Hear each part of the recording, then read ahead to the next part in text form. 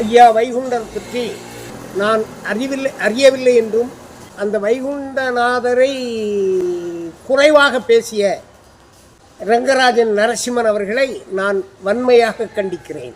அவருடைய செயல்பாட்டுக்கு வழக்கு தொடர்ந்திருக்கிற உயர்நீதி வழக்கறிஞர் கே சுதன் அவர்களுக்கு என்னுடைய பாராட்டை தெரிவித்துக் கொள்கிறேன். இதுக்கு தலைமைப்பதி வழக்கு தொடருமா என்றால் வழக்கு தொடர வேண்டிய அவசியம் இல்லை. ஒரு வழக்கு தொடர்றதுக்குள்ள சூழ்நிலையில் அவருடைய பேச்சு இல்லை. அவதூறாக பேசவில்லை. அவர் 2 லைன் எனக்கு தெரியாதுங்கிறாரு.